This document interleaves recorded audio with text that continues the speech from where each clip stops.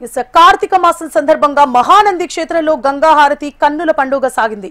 గంగా హారతిని తిలకించేందుకు పెద్ద సంఖ్యలో భక్తులు చేరుకున్నారు. నందీశ్వరుడు జన్మించిన మహానందీశ్వర స్వామి క్షేత్రంలో కార్తీక మాసం సందర్భంగా నిర్వహించిన హారతి కార్యక్రమంలో పాల్గొన్న చూసిన విశేష ఫలితాలు కలుగుతాయంటున్న ఆలయ వేద పండితులతో మరింత సమాచారాన్ని మా ప్రతినిధి హరికిషన్ అందిస్తారు. శివకేశవులకు అత్యంత ఇష్టమైనటువంటి మాసం కార్తీక మాసం.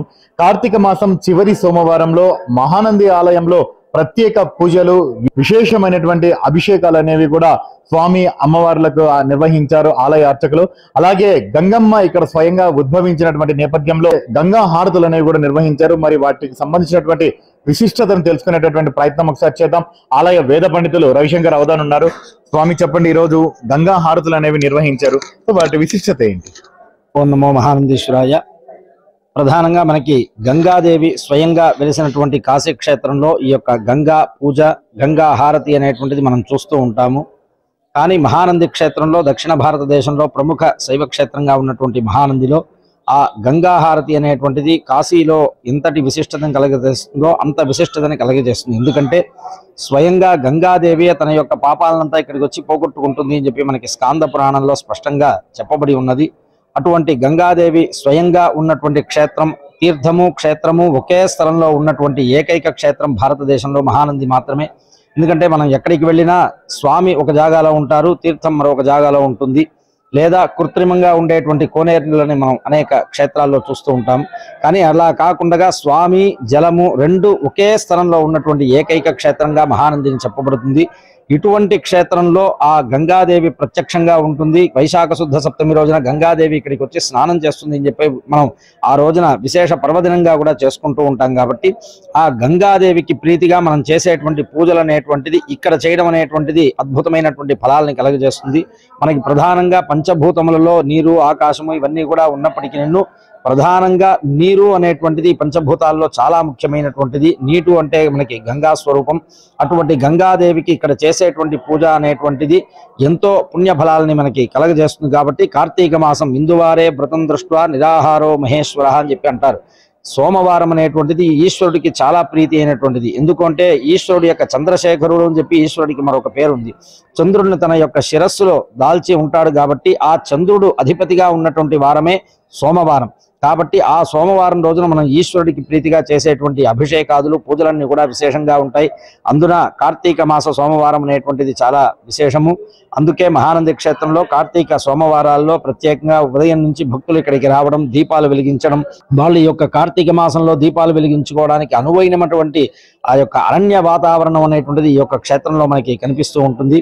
వాళ్ళు చక్కగా ఉసిరి చెట్టుతో దీపాలు పెట్టడం, లేదా నాగలింగ వృక్షం దగ్గర దీపాలు పెట్టడం, సాలగ్రామ దానాలు చేయడం, అట్లాగే స్వయంభూగా ఉన్నటువంటి ఈశ్వరుడికి రుద్రాభిషేకం చేయడం, ఇవన్నీ కూడా మనం కార్తీక మాసంలో చేయాలి. ఈ యొక్క కార్తీక మాసంలో వాళ్ళు చేయదలిచినటువంటి వ్రతములు అన్నిటికీ కూడా అనువైనటువంటి క్షేత్రంగా ఈ యొక్క మహానంది క్షేత్రం అనేటువంటిది ఉంది.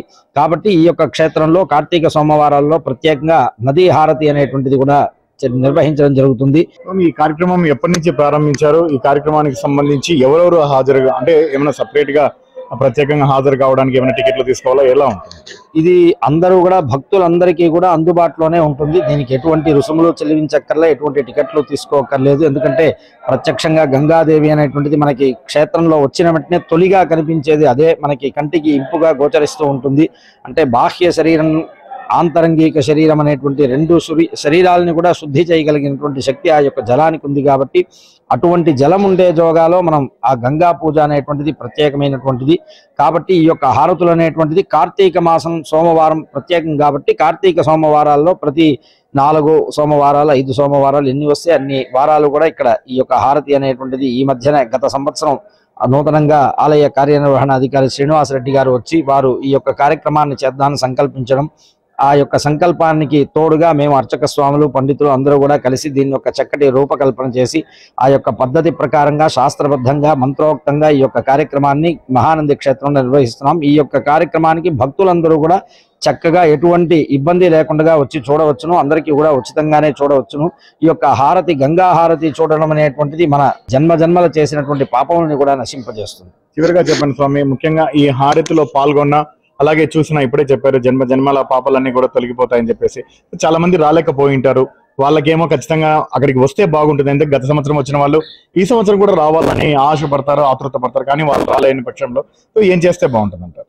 అంటే వారు ఇంటిలో నుండి ఇప్పుడు మనకి ఆధునిక కాలంలో అనేక రకములైనటువంటి మాధ్యమాలు మనకి అందుబాటులో ఉన్నాయి కాబట్టి దాని ద్వారా మాకు ఇక్కడ ఉన్నటువంటి పత్రికా అధిపతులు కానీ లేదా మీడియా మిత్రులు కానీ చక్కగా ఇక్కడ జరిగేటువంటి ప్రతి కార్యక్రమాన్ని కూడా వారు లోకానికి కింద అందిస్తూ ఉండడం ద్వారా రాలేని వారు కూడా ఇంట్లో నుంచే దాన్ని చూసి దర్శనం చేసుకునేటువంటి అవకాశం ఉన్నది. కాబట్టి ప్రస్తుతం ఆ రకంగా కూడా భక్తులు ఎంతో దీన్ని సద్వినియోగం చేసుకొని కార్తీక సోమవారం రాలేము అని చెప్పేసి వాళ్ళు చేసుకుంటున్నారు. ధన్యవాదాలు స్వామి.